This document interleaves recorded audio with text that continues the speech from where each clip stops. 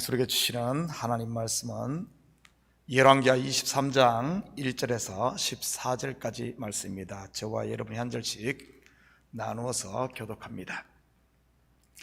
왕이 보내 유다와 예루살렘의 모든 장로를 자기에게로 모으고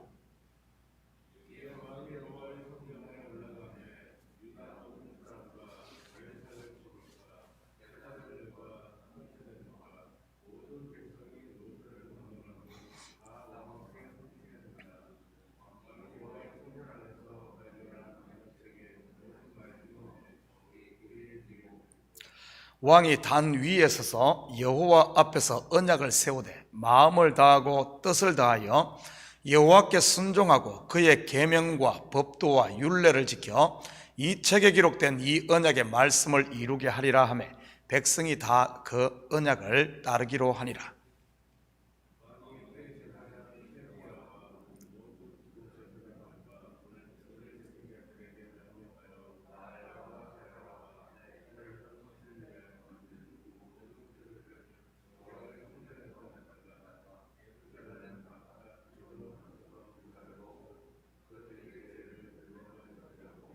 옛적에 유다 왕들이 세워서 유다 모든 성읍과 예루살렘 주위의 산당들에서 분향하여 우상을 섬기게 한 제사장들을 폐하며 또 바알과 해와 달과 별대와 하늘의 모든 별에게 분향하는 자들을 폐하고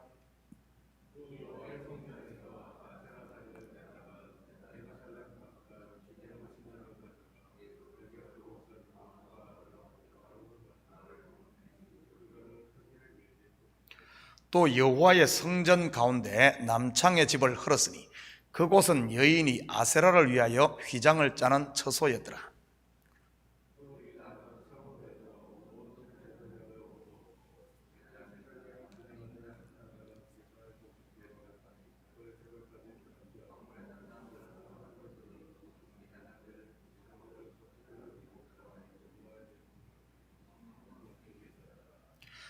산당들의 제사장들은 예루살렘 여호와의 제단에 올라가지 못하고 다만 그의 형제 중에서 무교병을 먹을 뿐이었더라.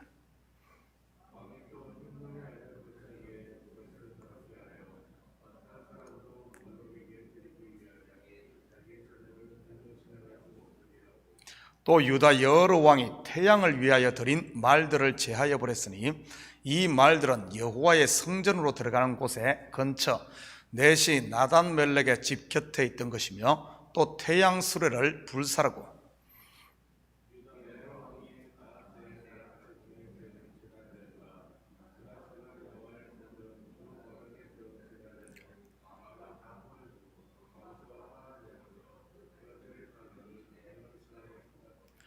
또 예루살렘 앞 멸망의 산 오른쪽에 세운 산당들을 왕이 더럽게 하였으니 이는 옛적에 이스라엘 왕 솔로몬이 시돈 사람의 가정한 아스타롯과 모압 사람의 가정한 그모스와 암몬 자손의 가정한 밀곰을 위하여 세웠던 것이며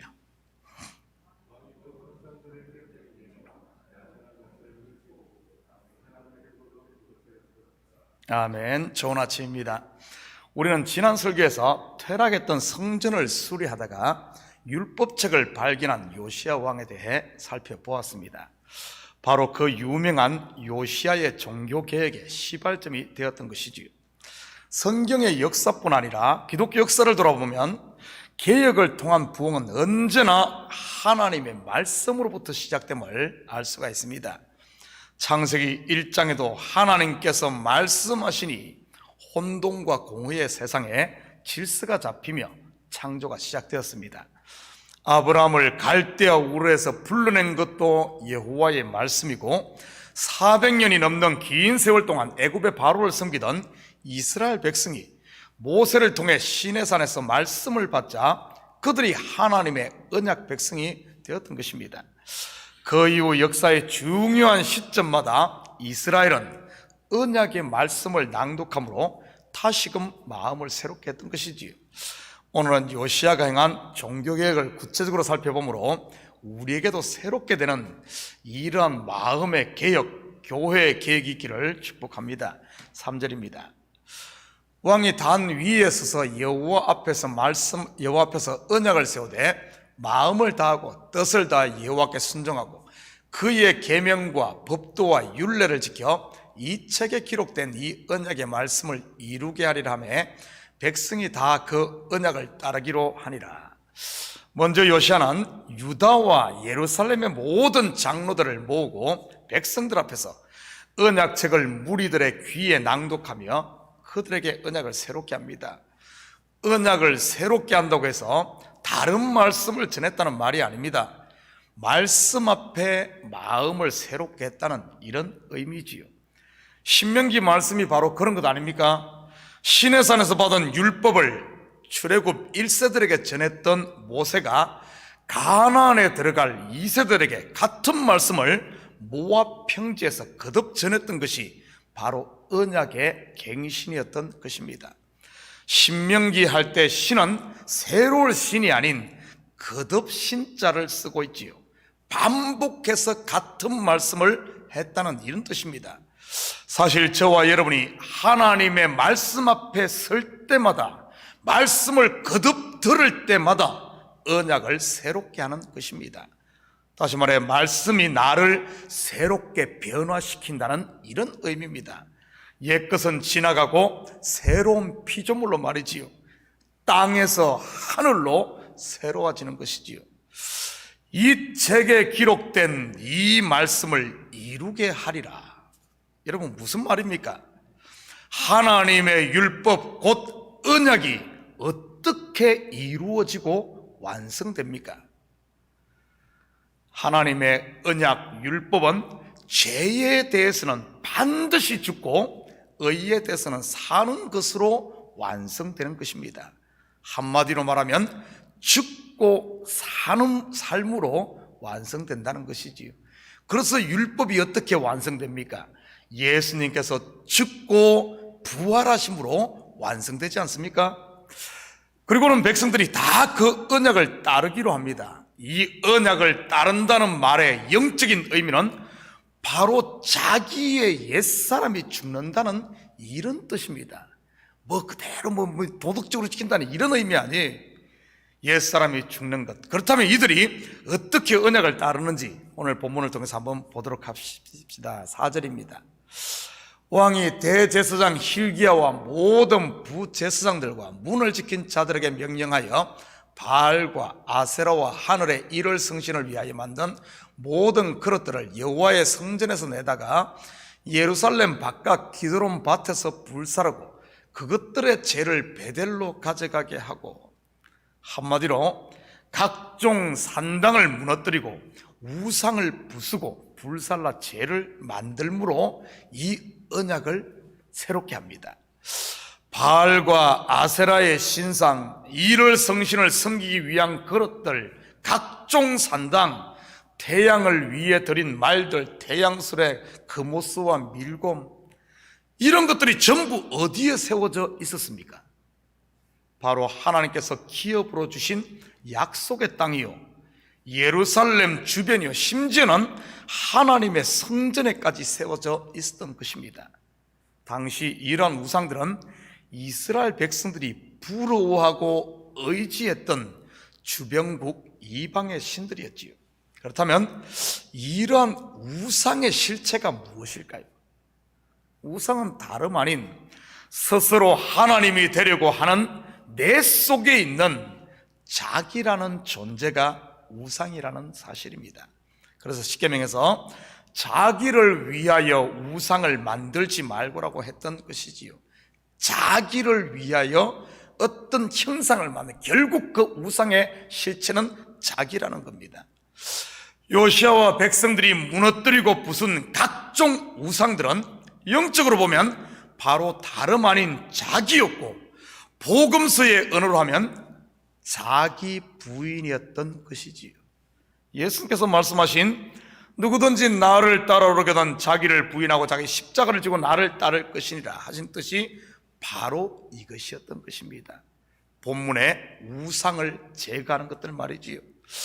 오늘 본문을 구속사로 다시 보면 요시야 왕은 예수 그리스도를 예표하는 인물입니다.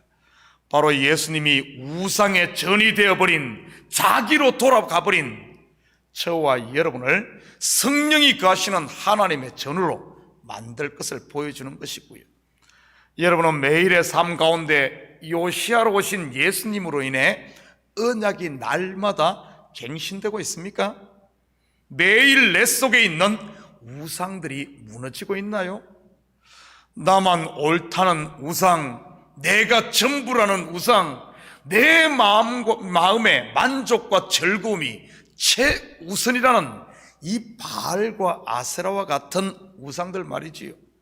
내가 쌓은 경험과 실력을 의지하는 하늘의 일월성신과 같은 우상들 말입니다. 내 꿈과 뜻을 이루기 위해 자식까지 불에 집어넣는 우상이 바로 몰렉 아닌가요? 한마디로 자기밖에 모르는 내 속에 있는 그런 독불장군이 바로 우상인 겁니다. 성경에서 말하는 음행은 다름 아닌 우리 속에 있는 이런 우상들을 부수지 않고 그것들을 끌어안고 사는 것을 말하는 겁니다. 자기 생각과 뜻대로 사는 게 간음이요, 자기 감정대로 사는 게 이 음행인 것이지요. 우리가 성경을 속의 것으로 보지 못하고 겉의 것으로만 보면 권투 선수가 시합을 하면서 마치 허공에다 빈펀치만 날리는 것과 같은 것입니다. 자기 속에 있는 우상은 무너뜨리지 않고 남의 절간에 가서 애꿎은 불상에다 테러를 가한다든지, 아니면 자기를 죽이라고 했더니 멀쩡한 옆에 있는 남편을 죽이고 자식을 죽이고 교회를 헐고 성도들을 상처 주고 죽이는 것들 말입니다. 예수님께서 말씀하셨듯이 빼야 할 자기 눈에 들보는 빼지 않고 남의 눈에 있는 티만 빼려고 하는 것들 말이지요. 혹시 여러분 가운데 나는 예외라고 생각하시는 분 계신가요? 여러분, 성도라면 절대 예외는 없습니다. 물론 착각은 할 수 있지만 말이지요. 이번에 저도 한 주간 기도원에서 말씀 보고 기도할 때는 몰랐는데 지난주 휴가를 가지면서 새벽 예배도 쉬고 말씀 준비도 안 하고 긴장을 좀 풀었더니 속에서 나라는 우상들이 막 머리를 디미는 것을 보게 되었습니다. 전화 한 통화에 속에서 화가 올라오지를 않나, 낙심이 찾아오지를 않나 말이지요. 그러면서 깨달은 한 가지 사실이 있습니다. 목사가 있어야 할 자리는 바로 기도의 자리요, 성도들을 먹일 생명의 밥을 짓고 그 밥을 서빙하는 그 자리라는 사실 말이지요. 성도는 힘들더라도 예배 자리, 기도하는 자리에 있는 것이 복인 줄 믿습니다. 우리 12절입니다. 유다 여러 왕이 아하스의 다락 지붕에 세운 제단들과 므낫세가 여호와의 성전 두 마당에 세운 제단들을 왕이 다 헐고 거기서 빻아내려서 그것들의 가루를 기드론 시내에 쏟아버리고, 요시아가 행한 종교개혁은 대충 한 것이 아닙니다. 각종 우상들과 제단들을 헐어 그것을 가루와 재로 만들고 그리고 그 가루를 시내에다 갖다 쏟아버렸습니다. 모세도 광야에서 이스라엘이 만든 금송아지 우상을 가루로 만들어버렸지요. 이것은 무엇을 말하는 것입니까? 바로 하나님 말씀 앞에서 나라는 우상, 나라는 존재가 아담, 곧 먼지임을 발견해야 함을 말하는 것입니다. 사도 바울의 표현으로 하자면 내가 바로 죄인 중에 괴수였음을 고백하는 그것 말이지요. 그렇게 내가 약할 그때만이 하나님이 진정으로 나의 강함이 되는 것이니까요. 이 말은 하나님 앞에 의인인 척 하는 것으로는 안 된다는 말입니다. 사람들 앞에서야 자기가 무슨 대단한 사람인 척 하면 통할 수 있을지 몰라도 말이지요. 지금까지 우리의 신앙이 너무 겉에만 머물지 않았나 생각해 봅니다. 하나님 앞에서가 아닌 사람 앞에서 보이기 위한 신앙들 말이지요. 컵에 물이 차면 흘러넘치듯 우리의 마음도 마찬가지입니다. 내 속에 하나님의 은혜와 평강이 차고 말씀이 차고 성령으로 충만해지면 우리의 입과 얼굴 그리고 손과 발로 자연스럽게 흘러나오게 되어 있는 것이지요. 그것이 바로 성령의 열매인 것이고요.